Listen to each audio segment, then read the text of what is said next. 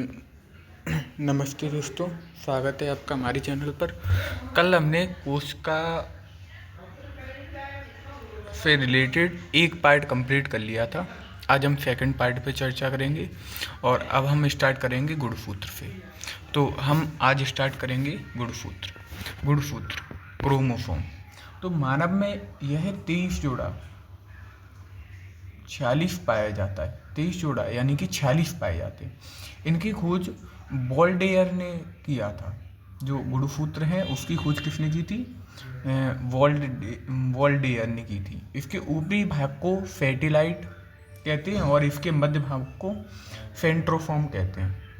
गुणसूत्र के ऊपरी भाग को क्या बोलते हैं? सैटेलाइट, और मध्य भाग को सेंट्रोफॉर्म बोला जाता है।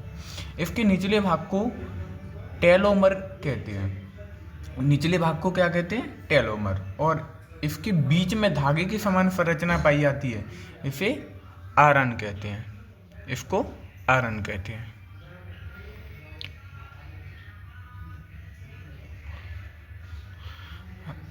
क्रोमोसोम केंद्रक के अंदर पाए जाते हैं। जो क्रोमोसोम है ना, केंद्रक के अंदर पाया जाता है। क्रोमोसोम के अंदर डीएनए होता है। डीएनए कहाँ पे होता है? क्रोमोसोम के अंदर।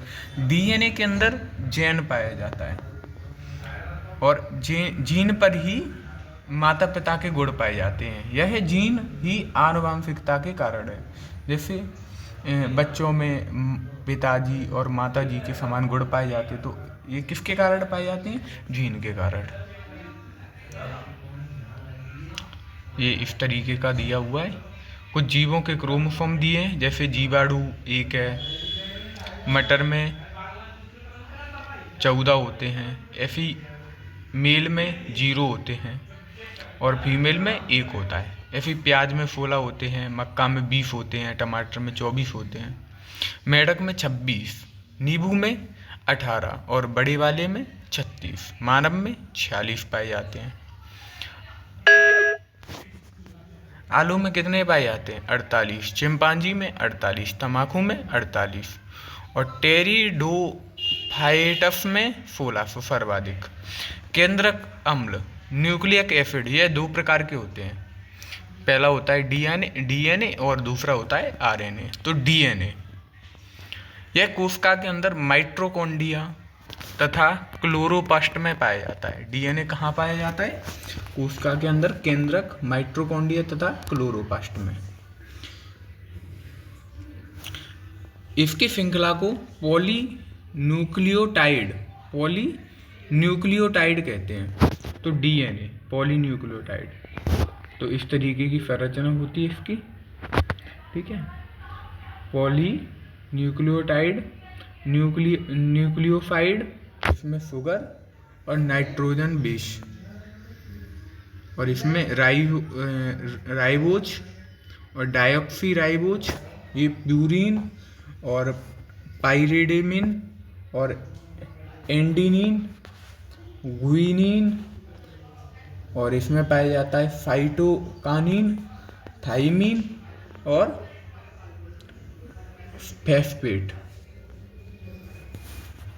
डीएनए के एक टर्म फेरा की लंबाई 34 ए होती है। डीएनए के एक टर्म में 10 न्यूक्लियोटाइड होते हैं। प्रत्येक न्यूक्लियोटाइड की बीच की दूरी 3.4 एंगस्ट्रॉम होती है। एंगस्ट्रॉम ये दूरी का मतलब होता है A0, ये एंगस्ट्रॉम होता है। डीएनए की संरचना डबल स्टैंडर्ड होती है, जिसकी खोज वाटसन एवं क्रिक ने किया था। डीएनए की संरचना कैसी होती है? डबल स्ट्रक्चर, जिसकी खोज वाटसन एवं क्रिक ने किया था। एडेनाइन तथा थाइमिन में डबल हाइड्रोजन बॉन्ड होता है। जेनुइन तथा क्रेटोफाइन में ट्रिपल हाइड्रोजन बॉन्ड होता है। इसकी ट्रिक है A=T और G=C। RNA ribose nucleic acid, इसकी संरचना सिंगल स्टैंडर्ड होती है। आरएनए की संरचना कैसी होती है? Single standard. इसमें राइबोज शुगर पाया जाता है। इसके नाइट्रोजन बेस में एडेनाइन, ग्वानाइन, फाइटोफाइन होते हैं, किंतु थाइमिन के स्थान पर यूरेसिल होता है। प्रोटीन संश्लेषण निर्माण में सहायक है।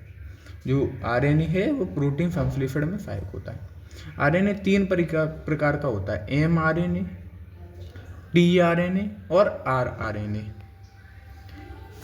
एमआरएनए यह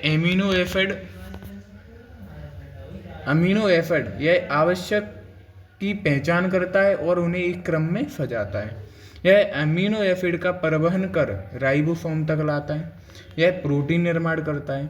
आरएनए डीएनए से आरएनए का बनना ट्रांसक्रिप्शन कहलाता है। डीएनए से आरएनए का बनना क्या कहलाता है?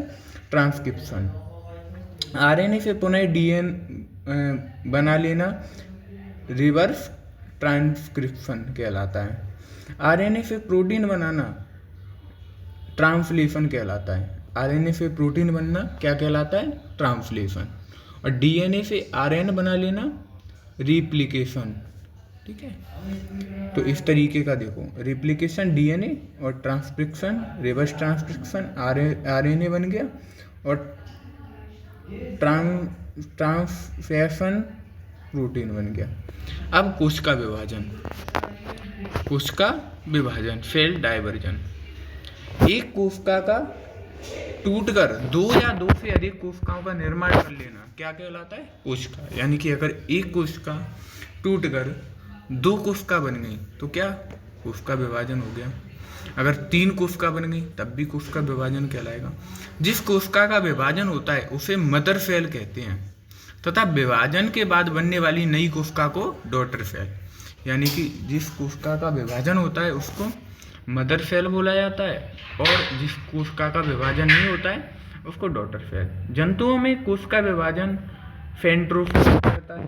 जंतुओं में कोशिका का विभाजन कौन करता है? सेंट्रोसोम। और पादपों में कोशिका विभाजन सेल प्लेट द्वारा होता है। कोशिका विभाजन 3 प्रकार का होता है, असूत्री विभाजन, समसूत्री विभाजन, अर्धसूत्री विभाजन। 3 तरीके का, असूत्री विभाजन, समसूत्री विभाजन, अर्धसूत्री विभाजन। अब पढ़ेंगे असूत्री विभाजन। यह विभाजन जीवाणु, विषाणु, सूक्ष्मजीवी तथा प्रोकैरियोटिक में होता है। इस प्रकार के विभाजन में मदर सेल का आकार बड़ा होने लगता है। उसके आगे चलकर यह बीच में धंस जाता है और 2 भागों में बंट जाता है। अब दूसरा पढ़ेंगे समसूत्री विभाजन। यह विभाजन कायिक कोशिका में होता है। जनन कोशिका को छोड़कर पूरा शरीर कार्टिक कोशिका का बना होता है। इसमें एक मदर सेल टूटकर 2 डॉटर सेल का निर्माण करती है। दोनों ही डॉटर सेल में क्रोमोसोम समान संख्या में रहते हैं, अतः इसे समसूत्री विभाजन कहते हैं। इसकी 5 अवस्थाएं होती हैं। पहली अवस्था इनरफेज, यह सबसे बड़ी अवस्था है जिसमें डीएनए का निर्माण होता है तथा क्रोमोसोम अलग हो जाते हैं। और प्रोफेज, इसमें स्प्लिंडर फाइबर, तुर्क धागा का निर्माण होता है तथा केंद्रक का विभाजन हो जाता है। और तीसरा मेटाफेज, इसमें स्प्लिंडर फाइबर का निर्माण पूर्ण हो जाता है। अध्ययन की सुविधा के अनुसार यह सबसे महत्वपूर्ण अवस्था है। एनाफेज, यह सबसे छोटी अवस्था है जिसमें क्रोमोसोम तथा कोशिका के अंग ध्रुवों की ओर चले जाते हैं। और टेलोफेज, यह सबसे अंतिम अवस्था है। इसमें विभाजन का कार्य पूर्ण हो जाता है तथा कोशिका के सभी अंग आ चुके होते हैं और स्प्लिंडर फाइबर गायब हो जाता है। रिमार्क, कोशिका में होने वाले निरंतर टूट फूट की भरपाई समसूत्री विभाजन द्वारा होता है। टूट फूट की भरपाई कौन करता है कोशिका में? समसूत्री विभाजन के द्वारा। छिपकली तथा चूहा का पूंछ समसूत्री विभाजन द्वारा दोबारा निकल आता है। देखा है कभी छिपकली का अगर पूंछ टूट जाए तो वो दोबारा जम आता है कुछ सालों बाद, कुछ दिनों बाद। अर्धसूत्री विभाजन, यह विभाजन केवल जनन कोशिकाओं में होता है। जनन कोशिकाओं में इसमें क्रोमोसोम की संख्या घटकर आधी हो जाती है। इसमें एकमात्र कोशिका 4 पुत्री कोशिकाओं में बट जाता है। एक कोशिका 4 भागों में डिवाइड हो जाती है। इसमें क्रॉसिंग ओवर की घटना होती है, इसका प्रोफेज अवस्था की घटना होती है, इसका प्रोफेज अवस्था बड़ा होता है। तो इस तरीके से मेल और फीमेल, तो 44 ऑटोसोम, और ये दो अलग होते हैं, इसमें दो होते हैं XY और इसमें दो XX होते हैं। तो इस तरीके से एक बच्चे में 46 गुण पाए जाते हैं। सिंड्रोम, क्रोमोसोम में होने वाले अनियमितता को सिंड्रोम कहते हैं। इसके कारण शरीर में असमान लक्षण उभर जाते हैं। टर्नर सिंड्रोम, पहला टर्नर सिंड्रोम, इसमें क्रोमोसोम की संख्या 45 हो जाती है। यह केवल स्त्रियों में पाई जाती है। इसमें स्त्रियों का शरीर अविकसित होता है और उनमें भांजपन देखा जाता है। क्लीनेफेल्टर सिंड्रोम, इसमें क्रोमोसोम की संख्या 47 हो जाती है। यह केवल पुरुषों में पाए जाते हैं। इसमें पुरुष नपुंसक हो जाते हैं। और डाउन सिंड्रोम, इसमें क्रोमोसोम की संख्या 47 हो जाती है।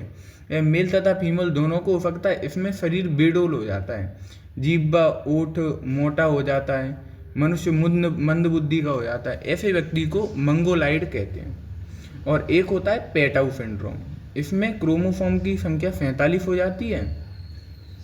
यह मेल फीमेल दोनों में हो सकता है। इसमें व्यक्ति का मंद बुद्धि का होना और उसके ऊपर ओठ का कटा होना। नोट, वायरस विषाणु कोश का सिद्धांत का पालन नहीं करता। अब ऊतक, तो समान कोशिकाओं के समूह को ऊतक कहते हैं। अगर कोशिकाएं मिलेंगी तो क्या बनेगा? ऊतक, टिश्यू बनेंगे। ऊतकों का अध्ययन हिस्टोलॉजी कहलाता है। हिस्टोलॉजी के जनक मालगिरी को बोलते हैं। हिस्टोलॉजी के जनक कौन है? ऊतक का अध्ययन हिस्टोलॉजी कहलाता है और हिस्टोलॉजी के जनक कौन है? मालगिरी। सबसे पहले ऊतक का विकास फिलिटेटा संघ के जीव हाइड्रा जेलीफिश में हुआ। ऊतक 4 प्रकार के होते हैं। पहला होता है संयोजी ऊतक, दूसरा तंत्रीय ऊतक, तीसरा पेशी ऊतक और चौथा उपकला एंडीपोज। तो अब हम पढ़ेंगे संयोजी ऊतक के बारे में। संयोजी ऊतक, यह शरीर के विभिन्न अंगों को आपस में जोड़ने का काम करते हैं, जैसे अस्थि हो गया, रक्त हो गया, लसिका हो गया। नोट, अस्थियां तरल संवहन ऊतक की बनी होती हैं। और दूसरा है तंत्र का ऊतक, इससे मस्तिष्क बना होता है। यह सूचनाओं का आदान प्रदान करती हैं। पेशी ऊतक, जिसकी मांसपेशियां बनी होती हैं, यह शरीर की रक्षा करता है। पेशी ऊतक शरीर की रक्षा करता है। और उपकला एंडीपोज ऊतक, इससे त्वचा बना होता है। यह वसा को संग्रहित करती है। बुढ़ापे में वसे के कारण चेहरे में झुर्रियाँ आ जाती हैं। तो ये क्वेश्चन पूछ सकते हैं कि बुढ़ापे में झुर्रियाँ किस कमी से आ जाती हैं? वसे की कमी के कारण। अब पढ़ेंगे स्केलेटन सिस्टम, कंकाल तंत्र। कंकाल हमें सीधा खड़ा रखता है। कंकाल क्या करता है? सीधा खड़ा रखता है, अतः स्थिरता प्रदान करता है। कंकाल की मदद से जीव जंतु आसानी से गति कर सकते हैं। कंकाल 2 प्रकार का होता है। पहला बाह्य कंकाल, यह हमारे शरीर में पाया जाता है तथा अत्यंत कठोर होता है। यह शरीर को रक्षा प्रदान करता है। केकड़ा, तेलचिट्टा, मकड़ी, टिड्डू, घेंगा, चींटी, चौटा, मधुमक्खी, बिच्छू, सीप, शंख, कीट आदि इनमें पाया जाता है। आंतरिक कंकाल, यह शरीर के अंदर पाया जाता है, जैसे मानव में, बकरी में, गाय में, कुत्ता में, etc। नोट, कछुआ की पीठ पर बाह्य कंकाल तथा पैर एवं पूंछ में आंतरिक कंकाल होता है। कंकाल को 2 भागों में बांटते हैं, उपास्थित और अस्थि। पहला उपास्थित, यह मुलायम होता है। इसमें केवल कैल्शियम फॉस्फेट पाया जाता है। इसमें कैल्शियम कार्बोनेट नहीं पाया जाता। पहले वाले में ये नाक, कान तथा सभी बड़ी हड्डियों के सिरों पर पाया जाता है। अस्थि, बोन, यह कठोर होता है। इसमें क्योंकि इसमें कैल्शियम फॉस्फेट तथा कैल्शियम कार्बोनेट दोनों होते हैं। अस्थियों में लगभग 60% कैल्शियम फॉस्फेट पाया जाता है। अस्थियों में ओफिन प्रोटीन पाया जाता है, जबकि कार्टिलेज में काइटिन प्रोटीन पाया जाता है। अस्थियों में अधिकतम 30 घनत्व 30 वर्ष की आयु में आता है। अस्थियों में घनत्व कब आता है? 30 वर्ष की आयु के बाद। जन्म लेने वाली शिशुओं में लगभग 300 अस्थि बाल्य अवस्था में 208 और वयस्क अवस्था में 306 हड्डियाँ होती हैं। तो कभी कभी पूछ लेते हैं कि वयस्क मनुष्य में कितनी हड्डियाँ होती हैं, तो 206। अस्थि लिंगामेंट, मांस और अस्थि टेंडम कहलाते हैं और मांस और मांस फेलेक्स फूलर। कंकाल तंत्र को 2 भागों में बांटा गया है, उपांगी और अक्षीय। तो अब ये हो गया हमारा सेल चैप्टर कंप्लीट। अब कल से हम पढ़ेंगे कंकाल तंत्र। धन्यवाद।